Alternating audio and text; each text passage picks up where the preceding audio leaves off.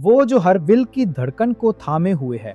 माखूज इस सूरत अल इखलास 112 और सूरत अर रहमान 55। अल्लाह एक है, अकेला है, बेनियाज है, हमेशा बाकी रहने वाला है।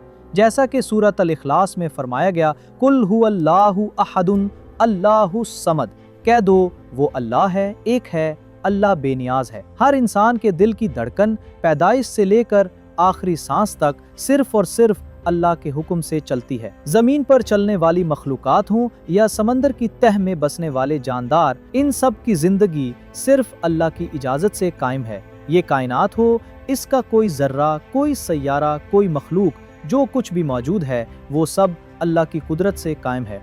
अल्लाह किसी पर भी इन्हिसार नहीं करता, मगर हर चीज़ उसी पर मुकम्मल इन्हिसार करती है। वो अपने वजूद के लिए किसी का मोहताज नहीं, मगर पूरी मखलूक उसकी रहमत और इरादे की मोहताज है। सूरत अर-रहमान 55 तमाम इंसानियत को गौर व फिक्र की दावत देती है। उसमें बार बार फरमाया गया, फबी आलाई रब्बिकुमा तुकज़्ज़िबान, फिर तुम दोनों ए इंसान और जिन अपने रब की कौन कौन सी नेमतों को झुटलाओगे। ये ऐसा सच है जिसे कोई भी दयानतदार दिल झुटला नहीं सकता। अल्लाह ही है जो जिंदगी देता है, उसे कायम रखता है और वक्त मुकर्ररा पर वापस ले लेता है, मुकम्मल हिकमत और कुदरत के साथ। लिहाजा हर दिल को समझ लेना चाहिए, तुम्हारा वजूद तुम्हारे इख्तियार में नहीं, बल्कि सिर्फ अल्लाह के कब्जे में है।